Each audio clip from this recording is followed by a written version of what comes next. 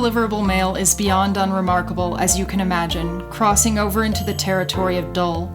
A series of mundane correspondences detailing travel plans and financial matters, or even, dare I call them ordinary, emotional matters that are no more interesting to those uninvolved than the nocturnal adventures of others such are dreams.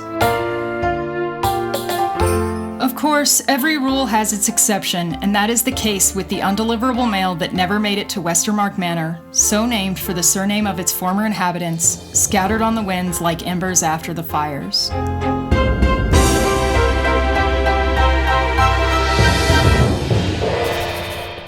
The third correspondence was written by Reverend James Parker, the pastor of the First Baptist Church of Little Eaton, a settlement in Oregon that welcomed Morgan in and enfolded him into their community just before the disastrous events described in the letter written to Daniel and Madeline in ignorance of his disappearance and her demise, occurrences that disbanded Little Eaton entirely.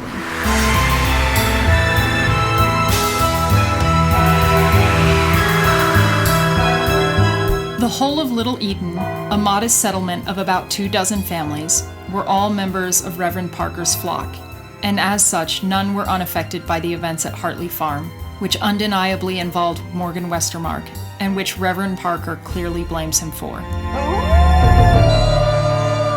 The letter makes itself plain, meaning that there is little I can add, and will begin reading now.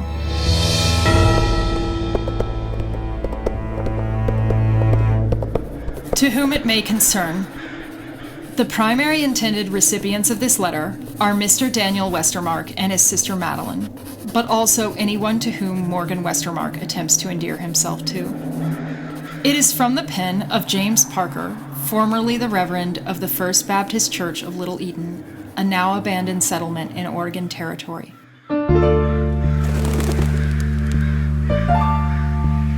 I will send multiple iterations of this letter, this being the first. I will distribute these when I come across post offices or forts, that they may be carried by travelers headed east, for fear that I or any single letter may never make it back to Fisher's Gap, from whence Morgan and I both originated, and where I am headed now, as an act of prevention lest Morgan attempt to be received as a lost son.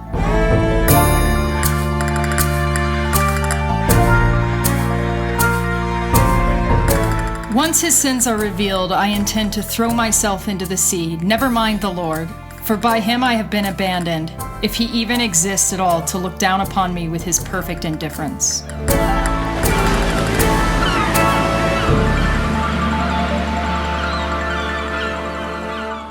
I believe that Morgan's origins from Fisher's Gap are part of what captivated me to him from the start, a beginning that helped grow that which we eventually shared, a kinship between men.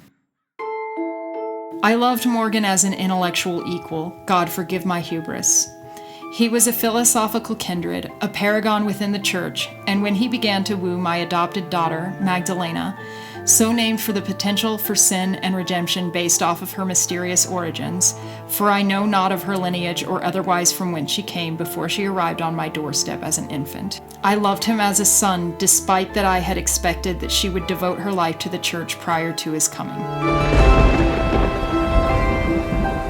He arrived in late fall, having spent the summer crossing the mountains and plains. By the spring, he was invaluable to us.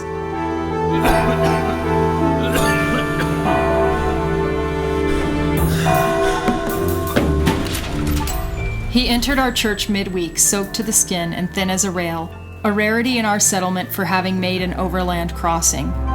He fell to his knees and wept.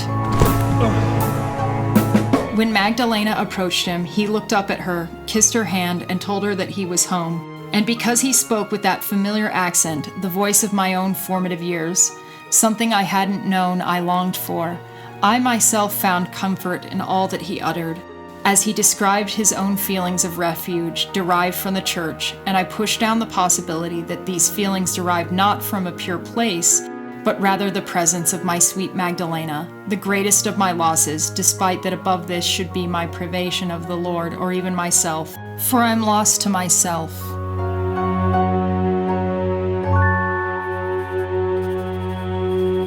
I suppose, perhaps these forfeitures may have happened slowly over the years, for complacence is by its nature an invisible sneak, and my love for Magdalena offered its own sleepy solace, which allows for distance from myself or the Maker to whom I dedicated my life, but can no longer claim to understand the nature of.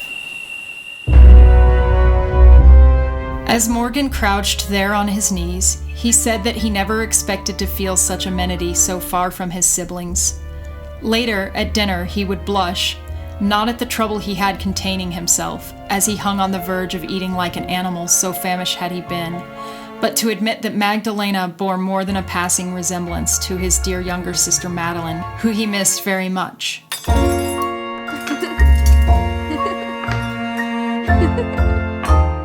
Telling this back, it should have struck me as strange, his embarrassment at this admission. But I do not consider any manner of depravity above Morgan, and though I am unable to forget the ways he eventually used his sister's name, I do hate to speculate, as to do so tarnishes the truth, which is that, even should you be kin to Morgan, I would warn you away from him. The manse is a 3-room dwelling, tucked beneath the lower level of the church on a hillside. It opened in the front to a garden, and the stairs in the back led up to the church, and from the night Morgan darkened my door, the house was full. Magdalena opened our home to him, for to teach a child to be charitable is to teach them to be trusting, and I spent much of her life promoting alms. I fear I did an inadequate job properly conveying the nature of the sexes as they interact, and although too much of what she knows about men comes from me, and I am chaste not because my order demands it, but in an effort to fully give my life to God and my flock, how misguided that feels now. Perhaps I have long been in the practice of deceiving myself, retelling an inward narrative of a father and daughter too virtuous to discuss such base matters, even as I saw how she used to look at young men. I fooled myself into believing she would devote herself to the church. It is possible that misplaced and false practice virtue intended to cover up the worst of us is what consumed Little Eden, and Morgan was but a catalyst. I suppose I will never know.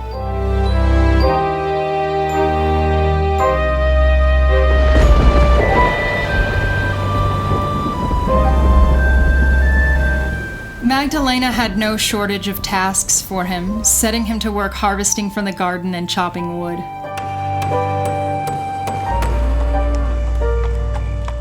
Of his own accord, he would hunt, bringing home venison and rabbit meat, as well as insisting on accompanying her to town so that she would not have to carry her own goods back home. Over the months, there were many times when the last of these gave me pause, for I saw, increasingly, they walked closer to each other, with looser postures that allowed for casual touch as the uneven road or simple meandering brought them into contact. Though initially I was loath to share Magdalena, this was the best year of my life in recent memory, for Morgan is knowledgeable regarding the Bible as well as history and the classic philosophers. Often we discussed at length the various context of all things, delving deep into matters of the mind on topics such as how lasting wisdom applies to the upheaval and potential laziness caused by ever-increasing technologies constantly being developed, and whether these represent a harbinger's dawn.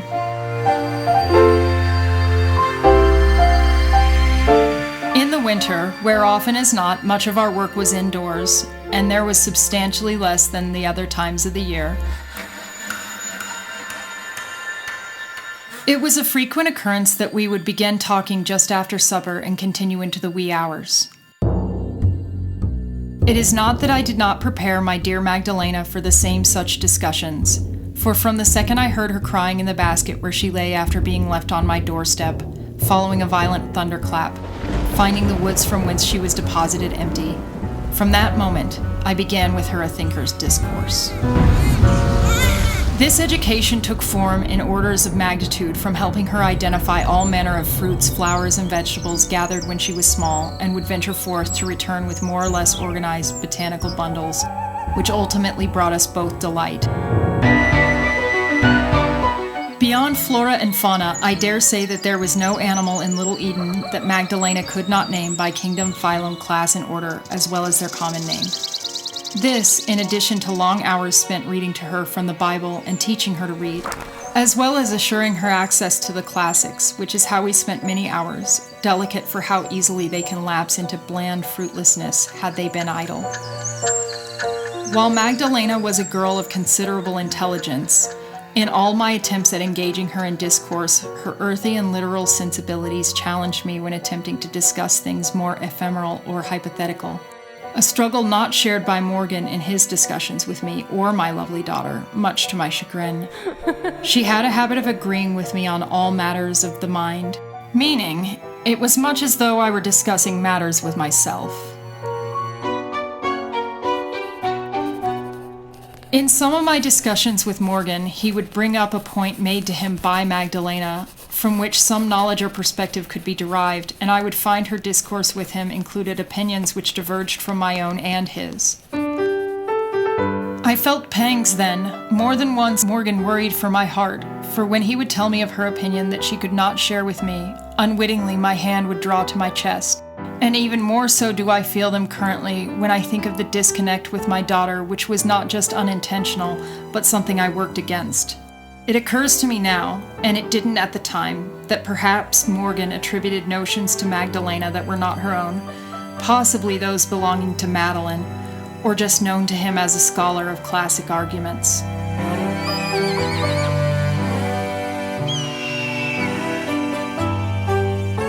Perhaps these would have been my woes for the remainder of my days had it not been for the events at Hartley Farm, occupied by the widower, Jacob Hartley, whose journals I scour as the plains whisper and my pack mule wheezes at the burden I have laid on his back, hoping each time for a new clue, but receiving none.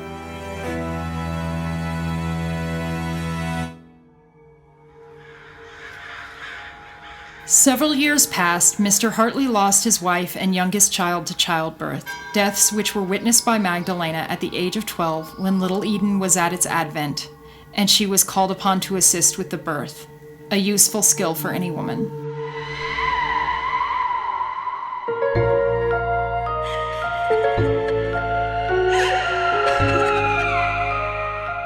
Witnessing the anguish, but not the blessed forgetfulness of childbirth, had effects on Magdalena, despite our lessons on the natural world.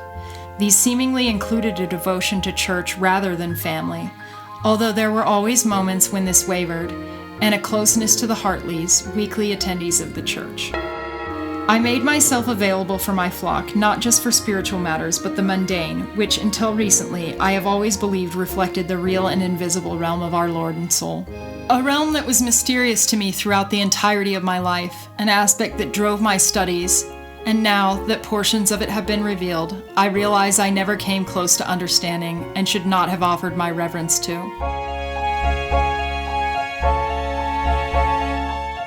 Though I made my availability known, Jacob Hartley did not come to me. Until the arrival of Morgan, were there anyone to entice Magdalena into a life of devotion to family rather than church, it would have been Mr. Hartley, who shifted in his reactions to my daughter, seeing her one day not as a child but a woman. His face held a softness for her as he opened doors and helped her from her horse, not out of mere politeness, but rather to show that he could care for her above all others. I am certain that in no small part this is due to the adoration of his own children, particularly Matilda. Never was there a sweeter girl than Matilda, except perhaps my own Magdalena. She was skilled at the art of baking, which she learned from her mother and, I learned from the journals, was passing on to her younger sister Grace. She was funny and witty, but never sardonic or bitter, a delight to be around until the fateful year that Morgan came.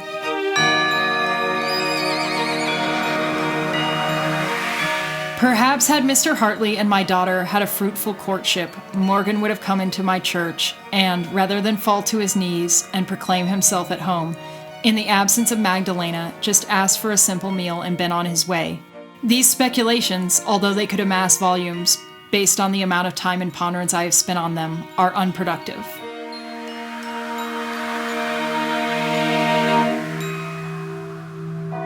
Matilda, who was 16, was the oldest of the surviving Hartley children. She had a 14-year-old brother Joshua, and the youngest, Grace, was aged 6. I can still imagine them sitting in the front pew of the church together, with their father next to Magdalena and eventually Morgan. I had to look back on the now departed Mr. Hartley's journals, as well as my own, snatched from the manse out of instinct on the night of my departure from Little Eden, to realize that Morgan's arrival coincided with the poison ivy infestation throughout the entirety of the family's crop, making harvesting all but impossible. A situation by no means beyond Mr. Hartley's scope of expertise. He made a salt and vinegar solution and applied it long prior to the afternoon's rain, which did as much as could possibly be expected. This could be mere coincidence, however, I find it noteworthy that each of our infestations occurred simultaneously to the day, while also hoping that this notation does not make my case easier to dismiss, for I remain convinced that Morgan was in league with evil forces, possibly come to him during his time on the eerie expanse of the plains from whence I write this letter, as I listen to the wind howl like a druid ceremony outside the fort, knowing that if I go to my window, all I will see is emptiness. And whether or not he was a puppet to the darkness, which I am steeped in, I am convinced he was a hidden hand, maneuvering all involved towards evil machinations. During the week Mr. Hartley was initially attempting to rid his garden of the menace, efforts that were largely unsuccessful at the time. Every egg his hens lay contained a little red speck of blood in the yolk. Harmless and normal in certain amounts, but always unsettling, and certainly so when they affect each egg gathered, despite that it is normally rare.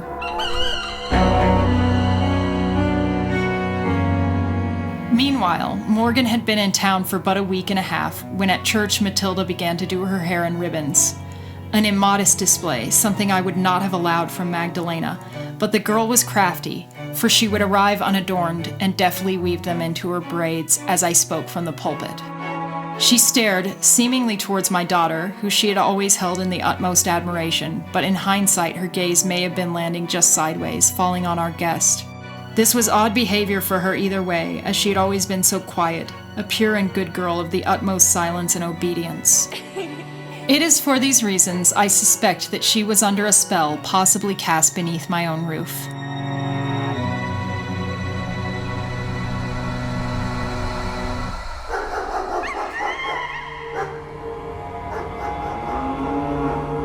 It was in the midst of this, just before the turn of the seasons, that Matilda pulled a dead rabbit up from the bottom of the well, its wet body draped across the bucket. She lifted the carcass by its hind legs and smelled it, Mr. Hartley watching this from the kitchen window. He was shocked into place when he saw her lick the thing's belly all the way up from its chest to its tail. He ran out to instruct her, needlessly to his mind, for she was old enough to know that this was wrong, but by the time he got to the well, she had disposed of the rabbit already. There was a wet spot on her dress, and he accused her of hiding it in her skirts, yelling at her, asking what she was thinking. When she would not answer, he demanded that she pull her skirts up. When she would not oblige, he pushed her down and began to attempt to search himself, despite her kicking. Finally, she screamed that she had thrown it into the woods, asking him to stop. He sent her to her room, but when he searched the surrounding woods, there was nothing to be found.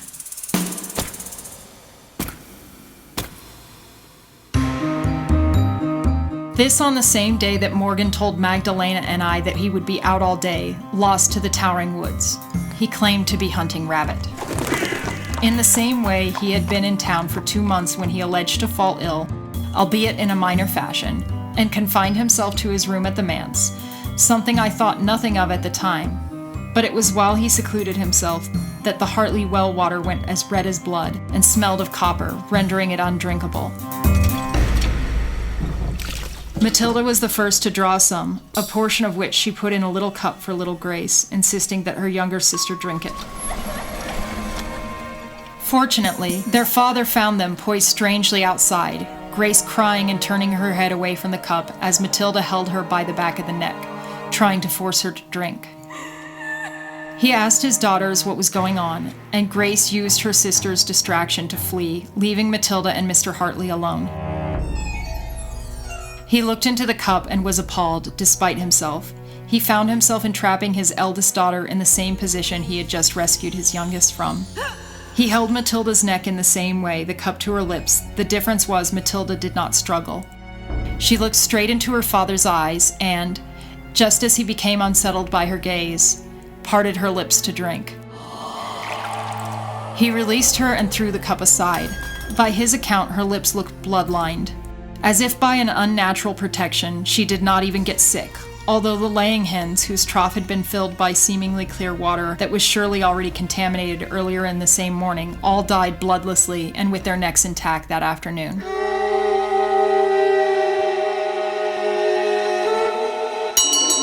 Mr. Hartley asked around with the neighbors, and none were having the same issues with their water.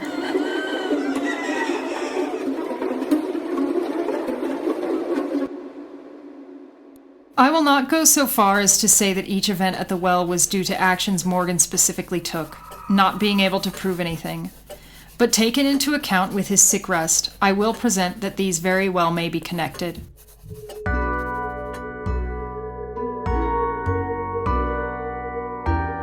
I will go so far as to proclaim that it is my belief that he was befouling my church with sorcery, and further, I can no longer view the interloper I housed for the better part of a year as innocent in any way, so I would not put any manner of devilry past him. Though based off the account so far, I do not expect you to attribute the same to your kin, and promise that as we reach the end of events, that his undeniable actions will come to light.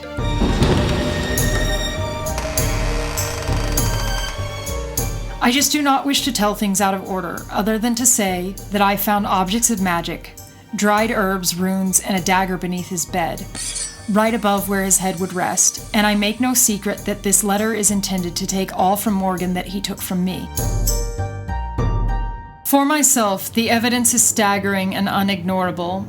However, should this sound uncharacteristic of the Morgan you know, suspicion of his wizardry may allow you to recognize a latent evil held in his breast at long last.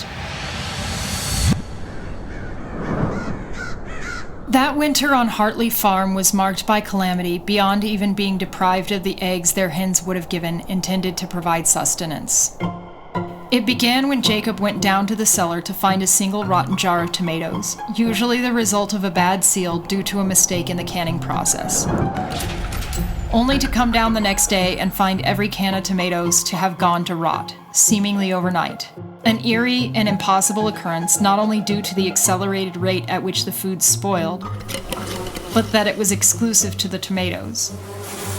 He was left with little choice but to take a crate with all the spoiled fruits of his labor and discard them far enough from the house that it would not summon pests and clean the jars. 2 weeks later, the peaches followed. By the time he found a bad jar of applesauce, he insisted that all 3 children carry every jar up from the cellar with the intention of eating them or using them in the preparation of food before they went the way of the previous goods, which also now included their green beans and carrots. It was in the midst of this process that Grace opened one of the jars only to see a maggot squirming its way out of the fruit. She asked Matilda what it was, and the older girl smiled as she plucked it out. By her father's telling of it, the larva matured in his daughter's hand, and the fly rested happy to remain on her hand as the swarm rose out of the contaminated jar, which Grace then dropped as the house filled with insects. Come spring, they were surviving off the kindness of neighbors, the nearest of which was 2 miles away, and the charity of the church. Additionally, they consumed their goat's milk, something I would have advised against for the goat's proximity to evil.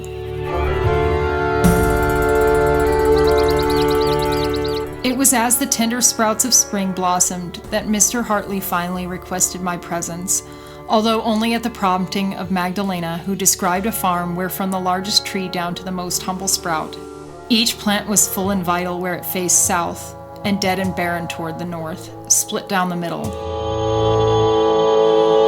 During her visit, he confessed some of the strange occurrences described above. Although I wasn't sure what I could do about things that mostly seemed to be horticultural matters, I agreed that an investigation was in order, as the matters described were emblematic of something spiritually amiss. As we were still quite close at the time, I requested Morgan accompany Magdalena and I, though, had I not, I'm sure he would have arrived regardless. We came to the farm and found the plants not in the condition that Magdalena had described, but colorless and decimated, the land salted beneath as if the ocean, which lay 5 miles west, had risen up to claim the land, centering at the well. It was as if this impossible thing had happened only for the brine to recede, leaving the home and all else dry but utterly barren. We found the Hartleys at the well. Matilda looked up at her father defiantly. He held her by the arm. Joshua was on the ground, looking stunned. Grace stood behind her brother. The young girl was crying. Mr. Hartley shouted about salt water. Magdalena did not hesitate to run up to the father and daughter, which did not cease his yelling nor compel him to release his grip. He just ranted on regarding how the well was full of salt water and he did not know how. But Matilda was the cause of it. She pulled herself free, turned to her father, and said that maybe she was. It was then that I realized that she was the only of the Hartley children that did not look scared. She ran up to the house and locked herself inside. Mr. Hartley turned to us. He did not even hide that he was crying. He told us that when they had woken up this morning, it had been this way, and asked, had we seen? Had we seen how she no longer bothered to deny her hand in the strangeness? We followed the girl up to the house, for if she was innocent, she would need comfort, and if she was guilty, it was unwise to leave her alone.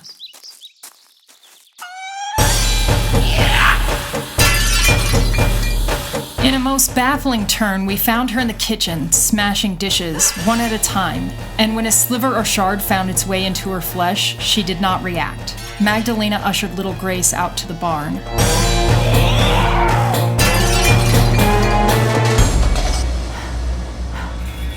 She reached to take Joshua with her, but we feared we would need his strength to hold down whatever demon remained in his sister's place as we tried to regain her.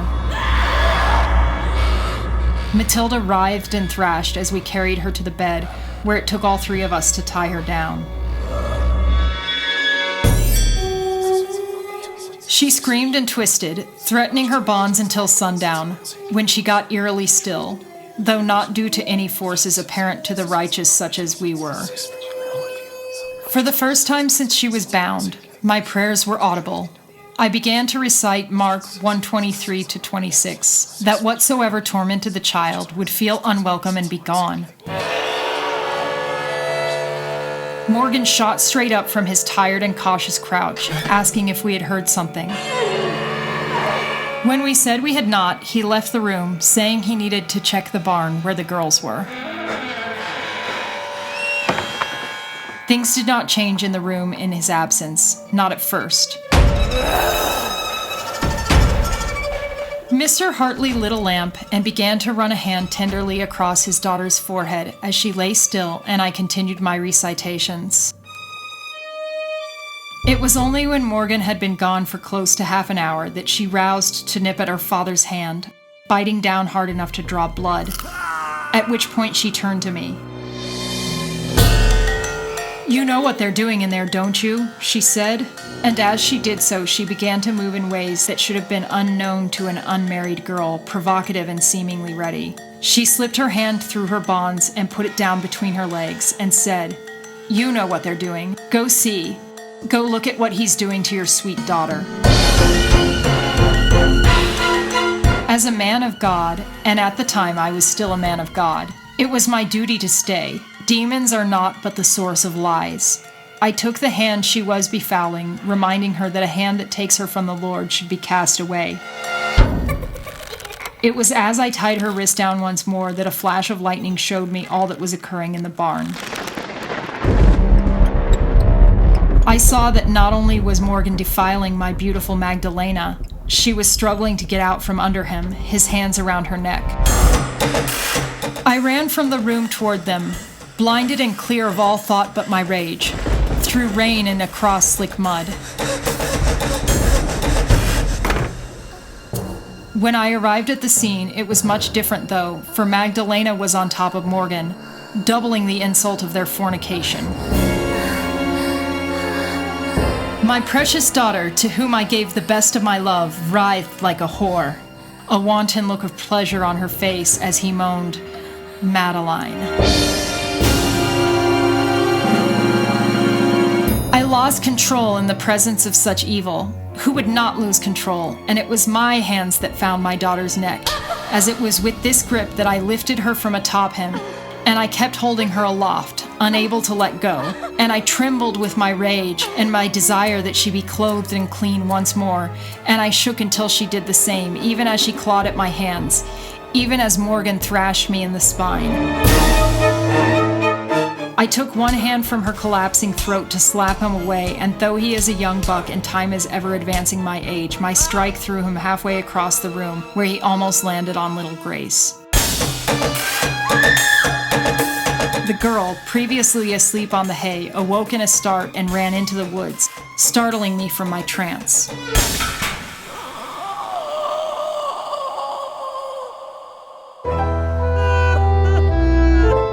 I let my sweet Magdalena down gently, but it was too late.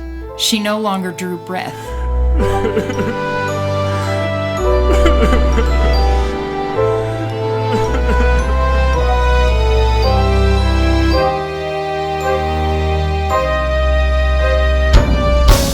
I kneeled above her, weeping until Morgan cuffed me, as hard as I could, I imagine, in the ear. I was stunned and knocked to the ground. Morgan took my position above Magdalena to stroke her hair and kiss her, begging her to come back to him, telling her that she was the only one who could save him from his proclivities. Before I could retaliate, Matilda appeared at the barn door with her brother. She held at his throat a piece of broken glass from the lantern. They were both naked, and he was shivering quite noticeably, though she was seemingly unaffected by the night's cold and the rain. Behind them, the house burned. "I can save you," she said. "I can be your Madeline. Look, my brother and I are not so different from you."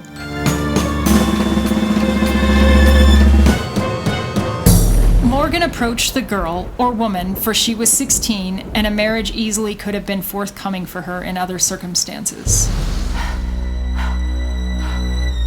He took the glass from her hand and cast it aside haphazardly, and put his coat on Joshua's shoulders, telling the boy to go. With no further instructions, the young man obliged. Morgan walked toward the girl, backing her up into the wall, mumbling that, despite his efforts, it was apparent that he was irredeemable, so he might as well enjoy himself, a sentiment that I both condemn and embody during these, the last days of my life. He kissed her deeply with the same lips that had so recently befouled my daughter, and when they parted, he commented that, if she tasted of demons, then women and demons tasted the same.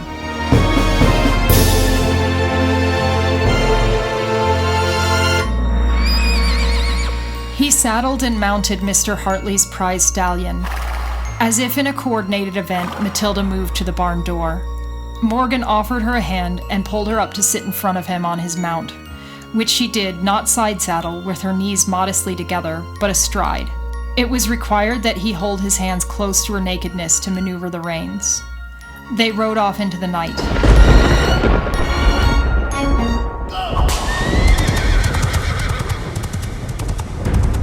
The house was engulfed in flames, lighting up the woods, but there was no sign of Grace or Joshua.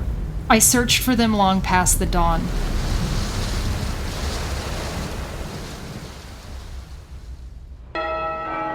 At the church, I offered the explanation that the fire had consumed the entire family, in addition to Morgan and Magdalena, denying my own presence there. Naturally, my story was believed. However, in my heart I could not deny that I was a murderer, and, without a word to anyone, I left town to come east.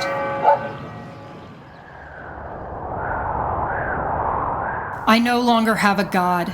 His silence is something that I can only imitate during the times when once I may have spoken to him in prayer. If I have a God, it is the plains. The plains are an ocean between me and two familiar places, filled not with water, but instead green and gold grass that sighs the whispers of ghosts at the whims of the wind, which is always somewhat there.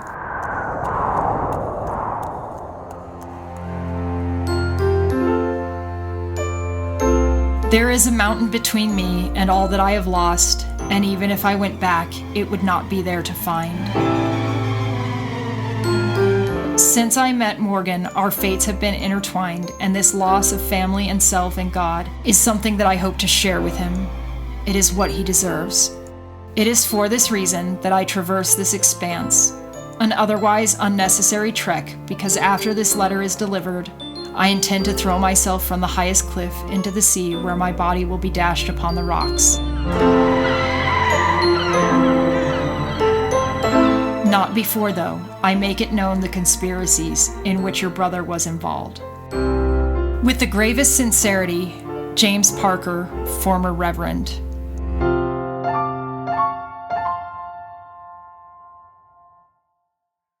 Efforts to investigate the Reverend's claims have been mixed. Morgan did live at the church with the Reverend Parker and his daughter throughout the fall, winter, and spring of that year, after which time they all disappeared, as did the entire Hartley family. There is no evidence of the crimes outlined, nor the mysterious events described involving the well or the ghost trees. When Reverend Parker arrived in Fisher's Gap, he found Westermark Manor burnt. Even still, he placed a similar iteration to this letter on the grounds, tucked in Mr. Hartley's journal, which did describe the events in a similar way to the Reverend. The whereabouts of Morgan and Matilda remain unknown.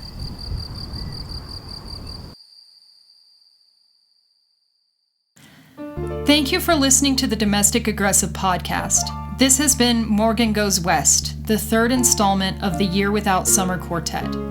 My name is Meredith Lindgren, and I wrote and read the episode. All sound design and music is by Nathan Paul.